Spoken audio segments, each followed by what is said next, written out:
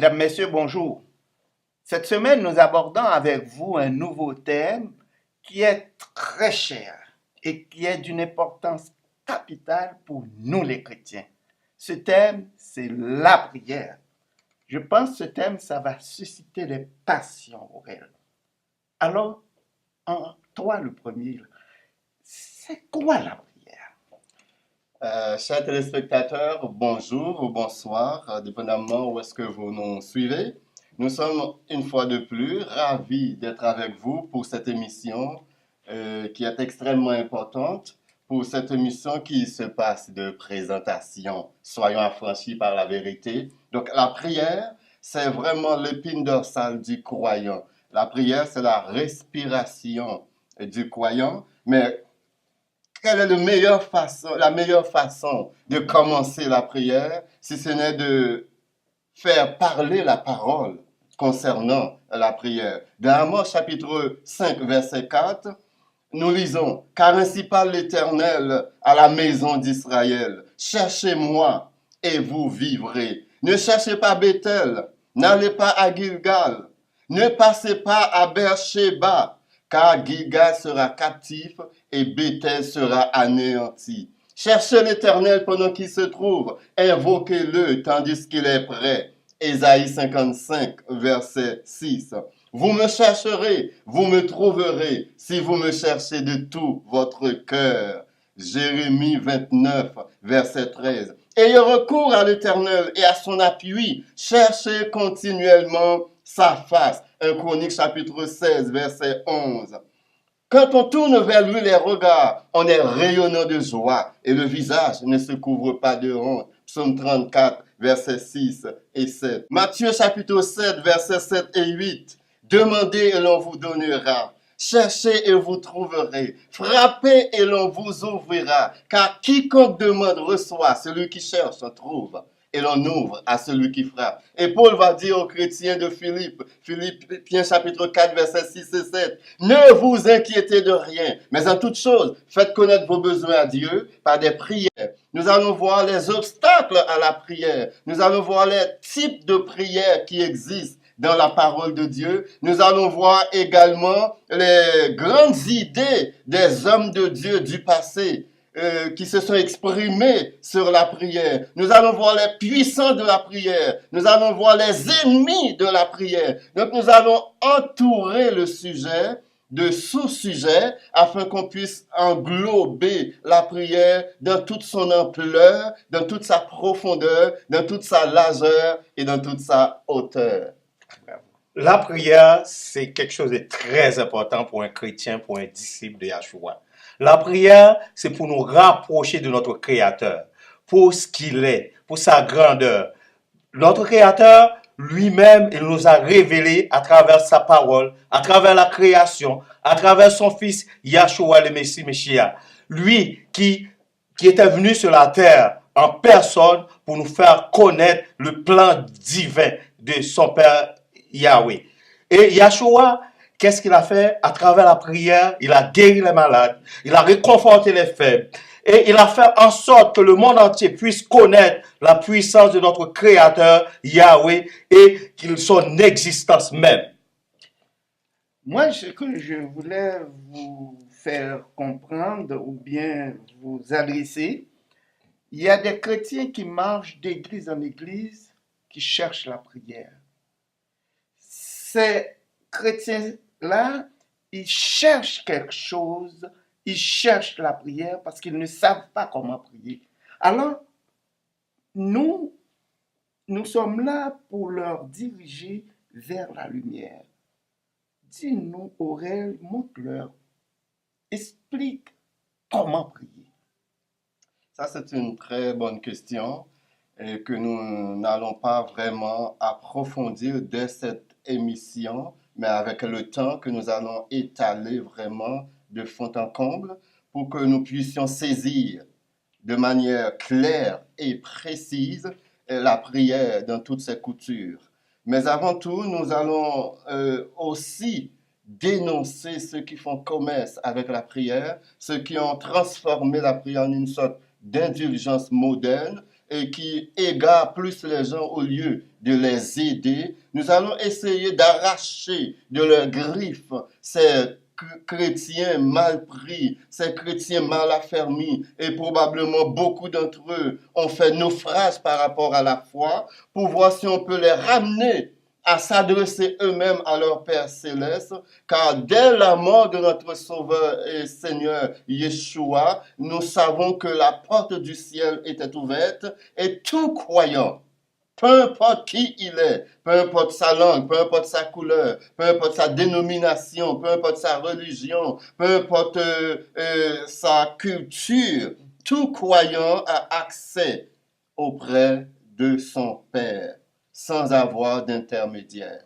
Donc, c'est tout ce que nous allons, tous ces sujets-là que nous allons aborder dans cette émission sur la prière, qui est vraiment passionnante. C'est un sujet qui vient me chercher, parce que c'est un sujet, en préparant ce sujet, en étudiant la parole de Jéhovah, ma vie spirituelle, ma vie de prière commence à se réveiller, à s'épandre, pour que je puisse profiter de ces dons précieux que Yeshua nous a laissés, que la prière. Tout à fait. Comment prier, c'est quelque chose que nous allons trouver dans le manuel d'instruction, la Bible. Et comme Aurel avait dit, nous allons beaucoup à dire sur comment prier, parce que la Bible nous indique dans plusieurs passages comment prier. Si nous lisons maintenant dans Matthieu chapitre 6, à partir du verset 5 jusqu'au verset 8, nous lisons: lorsque vous priez, ne soyez pas comme les hypocrites qui aiment à prier debout dans les synagogues ou dans les temples ou dans une assemblée, au coin des rues pour être vus des hommes. Je vous le dis en vérité, ils reçoivent leur récompense. Ça veut dire que c'est une déclaration solennelle que Yahshua a fait. Mais quand tu pries, entre dans ta chambre, ferme ta porte, prie ton Père qui est là dans les lieux secrets, et ton Père qui voit dans le secret te le rendra. En priant, ne multipliez pas de vaines paroles comme les païens qui s'imaginent à force de paroles, ils seront exaucés. Ne leur ressemblez pas, car votre Père sait de quoi vous avez besoin avant que vous lui demandiez. Nous allons voir comment prier, et même lorsqu'on se trouve dans une situation très difficile. C'est le roi David. Le roi David, quand il se trouvait dans une situation très difficile, quand il était vraiment tombé avec Bathsheba, et puis il doit se présenter devant son maître pour prier. Ça, nous trouvons ça dans Psaume 51, verset 19, précisément, où il dit, où le roi David a dit, c'est pas en offrant des holocaustes, c'est pas en offrant toutes sortes de sacrifices qui va faire que ma prière va être exaucée. Mais il dit que c'est en s'humiliant, avec un cœur contrit, avec un cœur brisé. Ça veut dire que, en sachant que nous sommes rien, si nous sommes quelque chose, c'est notre Créateur qui a fait de nous quelque chose. C'est à partir de la poussière de la terre qu'il nous a créés, et c'est lui, à partir de lui, que nous sommes quelque chose. Et en nous présentant de cette façon-là devant notre Créateur, c'est en sachant que nous sommes rien, c'est là que notre Créateur va nous écouter, parce que c'est lui qui nous a créés. Merci Daniel pour ce témoignage. Moi, ce que j'ai fini par remarquer, il y a des commerçants de la prière qui utilisent la prière pour faire leur bas, pour faire leur profit. Moi, je connais certains, même pour partir leur business, utilisent la prière comme une technique. Réunir les frères et sœurs, nous allons dans une petite prière au sous-sol. L'objectif, c'est d'aller bâtir un dépanneur. Alors, on utilise la prière. Il y en a qui utilisent la prière même priant Jéhovah pour commettre leur crime.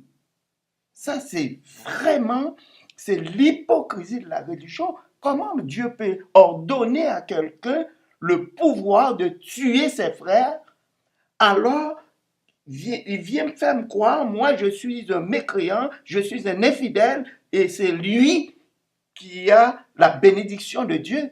Alors, nous les chrétiens, nous le peuple, pas seulement les chrétiens, d'autres dénominations aussi, soyez donc réveillés pour voir l'hypocrisie de la religion. Soyons donc plus spirituels que religieux, parce que la religion nous divise. Dans ce sens, je vois que nous reconnaissons la puissance de la prière aussi. Explique-nous d'où vient cette puissance. Aurèle. Il faut dire que nous ne sommes pas les seuls, les croyants, à reconnaître la profondeur, la puissance de la prière. Toutes les religions du monde utilisent la prière, toutes les dénominations, toutes les sectes, toutes les sociétés secrètes, même des satanistes utilisent la prière. Il y a même des satanistes qui vont prier et jeûner pour mener à bien leur mission de destruction machiavélique dans ce monde. Donc la prière, c'est un élément que même les non-croyants saisissent l'importance de la prière. Donc c'est désolant de constater de deux choses l'une. Ou bien ces hommes de Dieu qui font de la prière un commerce n'ont absolument jamais connu Dieu, ou bien ils ont fait naufrage par rapport à la foi. Parce que si quelqu'un veut s'enrichir, il y a 1 million de façons de s'enrichir de manière malhonnête dans ce monde. Mais la pire façon que quelqu'un puisse utiliser pour s'enrichir, c'est d'utiliser le nom de Dieu pour s'enrichir. C'est la pire façon. Et mal leur apprend ceux qui utilisent le nom de Dieu pour commercialiser, ceux qui utilisent la prière pour se faire des profits, ceux qui utilisent la prière pour avoir une suprématie, une domination sur les gens qui viennent à eux, les gens qui utilisent la prière pour se présenter comme des SS, des super spirituels devant Dieu et devant les hommes. Eh bien, un jour viendra où le Tout-Puissant se lèvera et il les jugera sévèrement pour avoir utilisé son nom et pour avoir malmené, pour avoir fait errer, pour avoir rempli de faux rêves, d'illusions, ces gens qui sont vraiment dans le besoin. Je crois qu'un chrétien, un disciple, si vous voulez savoir comment prier, il faut suivre le maître, Yahshua. Parce que c'est lui notre exemple, c'est lui qui était venu sur la terre comme l'envoyé de Yahweh pour nous montrer les directives ou les conditions que Yahweh lui-même lui a confiées pour les chrétiens. C'est lui-même qui doit nous montrer comment prier. Et je trouve quelque chose dans la Bible qui est très, très, très important concernant la prière. C'est 2 Chroniques, chapitre 7, à partir du verset 14. Nous lisons. « Si mon peuple, sur qui est invoqué mon nom, s'humilie, prie et cherche ma face, et s'il se détourne de ses mauvaises voies, je l'exaucerai des cieux, je lui pardonnerai son péché, je guérirai son pays, mes yeux seront ouverts désormais, et mes oreilles seront attentives à la prière faite en ce lieu. Maintenant, je choisis et je sanctifie cette maison pour que mon nom y réside. À jamais, j'aurai toujours là mes yeux et mon cœur. Voilà comment prier. Ça veut dire Yahweh lui-même nous indique à travers la parole comment prier. Mais pour moi, il y a différents types de prières. Alors, nous allons aborder ça avec nos téléspectateurs, comme nous cherchons avec eux la vérité pour voir, au lieu de se faire leurrer par des commerçants, nous allons avec eux chercher la vérité et en regardant les différents types de prières qui peuvent nous mener vers la lumière. Cherchons ensemble les différents types de prières. C'est sûr que la Bible nous présente, et il y a beaucoup d'exemples aussi pratiques de ces types de prières dans la Bible. Mais avant même d'entrer dans ce point précis sur la prière, nous pouvons relater que la Bible fait mention d'à peu près 650 prières dans la Bible. C'est pour vous dire comment la prière est importante. Et on a remarqué parmi ces 650 prières, 450 exaucements à ces prières. Donc c'est pour vous dire que la prière marche. La prière fonctionne. Et c'est Yeshua lui-même qui dit, moi je vous dis, et quand c'est le maître qui parle, moi je vous dis, si vous demandez, vous allez recevoir. Si vous cherchez, vous allez trouver. Et si vous frappez, la porte va être ouverte. Yeshua est la vérité. Il n'est pas un homme pour mentir, ni un fils de l'homme pour se repentir. Toute sa vie, pendant qu'il a marché sur la terre, il a toujours fait ce qu'il a dit. Et par maintenant qu'il est au ciel, il est encore plus puissant, car la Bible dit, tout pouvoir lui a été donné. Et il nous ordonne de prier. Et dans Hébreux chapitre 4, verset 16, l'auteur nous dit, approchons-nous donc avec assurance du trône de la grâce, afin d'obtenir miséricorde et de trouver grâce pour être secouru dans nos besoins. Donc la prière fonctionne, la prière marche. Il faut prier.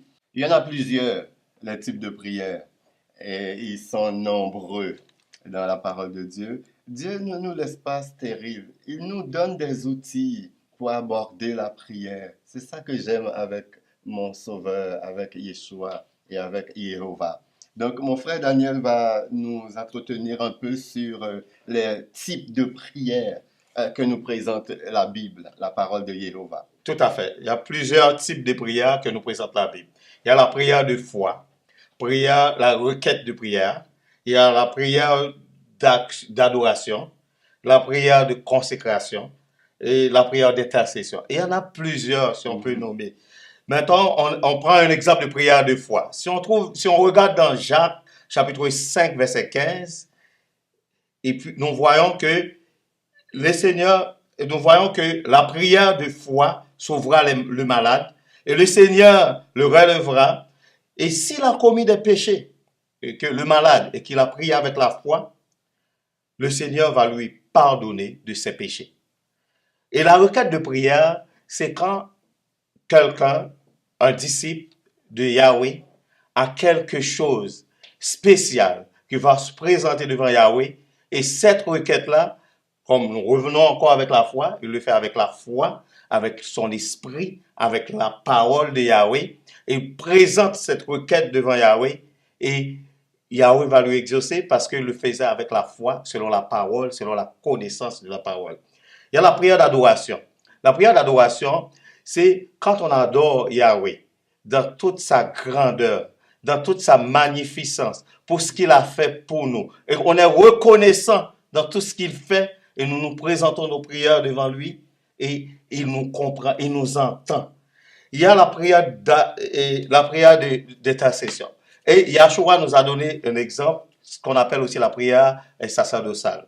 C'est quand on prie pour quelqu'un. Yahshua, quand, après avoir enseigné les disciples, il a prié pour eux. Si nous voyons dans Jean chapitre 17, verset 15 plus précisément, il dit, je ne te prie pas de les ôter du monde, mais de les préserver du mal. Il a prié pour ses disciples. Il y en a encore différents types de prières qu'on peut parler, mais aujourd'hui, je vous présente ces types de prières. La prière vraiment qu'on présente devant Yahweh avec la foi, la ferme assurance. Je me rappelle aussi pour Pierre, il a dit à Pierre, Satan t'a réclamé pour te cribler comme du froment, mais j'ai prié pour toi. Oh, que c'est rassurant de savoir que le Maître prie pour nous, de savoir que Yeshua, parce que lui, l'Éternel le répond toujours, toujours, toujours. Il a dit ça devant la tombe de Lazare. Il a dit, Seigneur, je sais que tu m'exauces toujours, mais exauce-moi afin que tous voient que tu es éternel, le Tout-Puissant. Donc, il ne ment pas. Quand il nous dit de prier, il est disposé à répondre à nos prières. Ne négligeons pas cette âme puissante. C'est vraiment faire preuve d'une négligence incroyable que de mépriser cette âme puissante qu'est la prière. Regarde, Gilbert, il y a quelque chose qui me vient en tête. La prière du juste a une grande efficacité.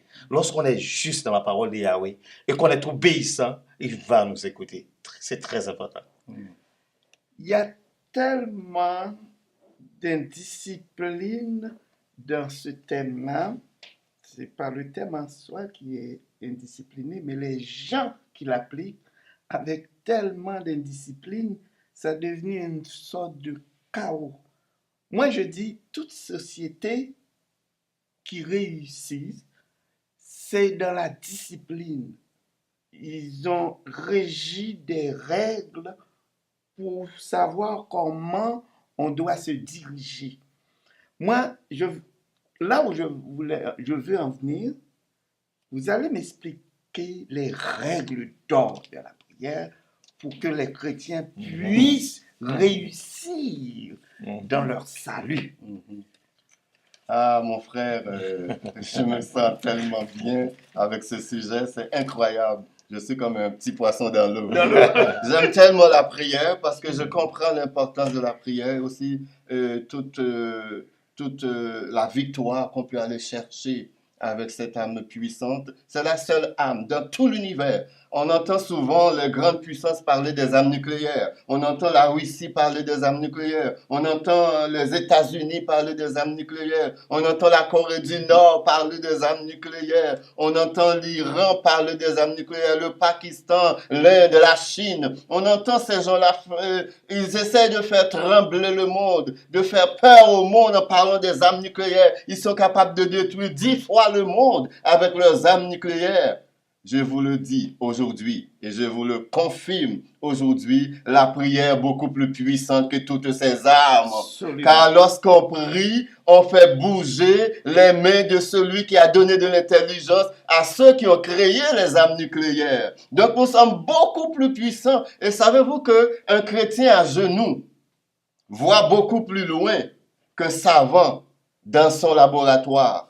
Parce que le chrétien à genoux est connecté avec la science des sciences, avec la source de toute science et de toute connaissance, qui est le Tout-Puissant, le Créateur de l'univers. Donc la prière est vraiment extrêmement importante. Et l'une des règles d'or de la prière, vraiment, c'est la foi. Si vous n'avez pas de la foi, ça ne sert absolument à rien de prier. Et l'apôtre Jacques va dire que celui qui prie et qui n'a pas de foi, il est comme un bateau qui est sur la mer, qui est emporté par les vagues, et tantôt à gauche, tantôt à droite. Et qu'un tel homme ne s'imagine pas que sa prière sera exaucée. Si tu n'as pas la foi, prie ton Dieu. Et accroche-toi à ce Dieu. Cherche Dieu de la prière, même dans le jeûne de la prière. Cherchez-le afin d'avoir ce petit étincelle, cette petite étincelle de foi afin de t'appliquer à la prière. Mais il y a une chose extrêmement importante que je vais dire. Et j'espère que les téléspectateurs et les téléspectatrices vont entendre cela, extrêmement importante. Peu importe la beauté de nos prières, peu importe la manière qu'on a arrangé nos prières, peu importe notre foi, la grandeur de notre foi, peu importe l'attitude dans laquelle nous prions, il faut toujours savoir que nos prières qui sont exaucées le sont uniquement par la grâce de Dieu. Parce que la Bible dit, toute notre justice est devant lui comme des vêtements souillés. Donc, nos prières les plus pures, nos prières les plus convaincantes, nos prières les plus authentiques ne peuvent absolument pas bouger le trône de la grâce si la grâce ne nous est pas accordée. Donc, que personne ne pète les bretelles en disant, écoute, mes prières sont toujours exaucées. Moi, je sais prier. Écoute, j'avais tel problème, j'ai prié, j'ai été exaucé. Mes enfants avaient tel problème, j'ai prié, j'ai été exaucé. Je cherchais un emploi, j'ai prié, Dieu m'a donné un emploi. Je cherchais un mari, j'ai prié, Dieu m'a donné un mari. Je cherchais une femme, j'ai prié, Dieu m'a donné une femme. Que personne ne s'imagine qu'il a été exaucé parce qu'il a bien prié. Et bien souvent, qu'autrement, la prière qu'on a faite, ce n'est même pas cette prière que Dieu a exaucée. C'est une prière transformée par le Saint-Esprit. Notre prière transformée par le Saint-Esprit que Dieu exauce. Car Paul dit, bien souvent qu'autrement, nous ne savons pas ce qu'il convient de demander dans nos prières. mais le Saint-Esprit de Dieu intercède pour nous par des soupirs inexprimables. Donc que cela reste gravé dans notre mémoire, que lorsque nous prions et que Dieu nous exauce, c'est toujours par grâce et par pure grâce. Tout à fait. Si nous savons quelle puissance qu'il y a, quand nous communiquons avec notre Créateur, nous communiquons avec quelqu'un qui possède toute connaissance, toute sagesse, tout pouvoir. C'est lui qui a créé l'humanité entière. Nous communiquons avec lui, fait que si nous prions vraiment avec la foi, nous allons voir quelle puissance que nous avons. Nous sommes plus puissants que le plus grand scientifique au monde. Nous sommes plus puissants que le plus grand savant au monde parce que c'est lui qui a créé ces gens-là. Nous communiquons avec lui et il va nous communiquer son esprit et son pouvoir parce que nous sommes devenus forts, parce que nous prions notre Créateur. En parlant de prière, moi, tantôt vous êtes venu avec un sujet qui vraiment met à cœur les grandes puissances de ce monde, pensant que c'est des armes nucléaires. Vous vous souvenez, pendant la guerre froide, entre États-Unis et la Russie, le commandant a ordonné à son sujet de peser sur le bouton. Ça veut dire d'éclater la planète. Ce sujet qui a reçu ce commandement, pendant qu'il allait peser son droit, il y a quelque chose qu'il a retenu. Combien de fidèles, combien de saints qui prient en ce temps-là? Le gars même témoigne, je ne sais pas comment, on m'a ordonné de peser sur le bouton. Il y a quelque chose qui m'a retenu. Alors, c'est là que je dis, oui, la prière est plus forte que les grandes puissances de ce monde. Mes chers amis, la prière vraiment, moi j'en suis sûr, que ça apporte à l'humanité la force, la puissance du salut, et c'est là qu'est la force de l'évangile. Alors, Aurel, pour conclure, quel conseil vous donnez à nos téléspectateurs pour affermir leur foi dans la prière?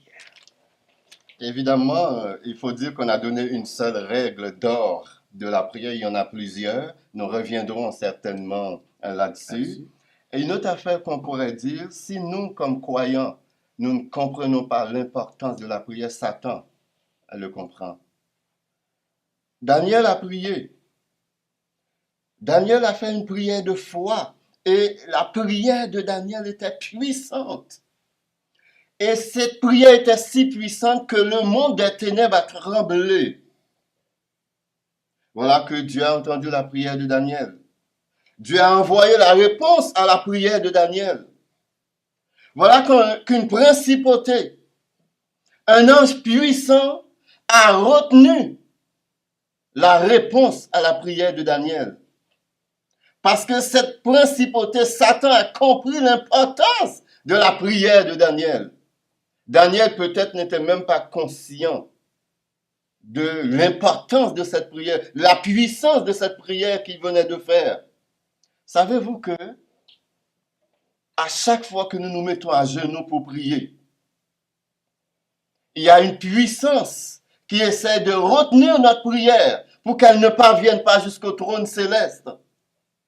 Et lorsque Dieu combat pour nous, lorsque le Saint-Esprit arrache des griffes de l'ennemi cette prière que nous avons faite et l'amène vers Dieu et que Dieu décide de nous exaucer, eh bien, il y a un travail inverse qui est fait. Il y a une autre puissance dans l'air qui intercepte la réponse et qui l'empêche de parvenir jusqu'à nous. C'était le cas pour Daniel.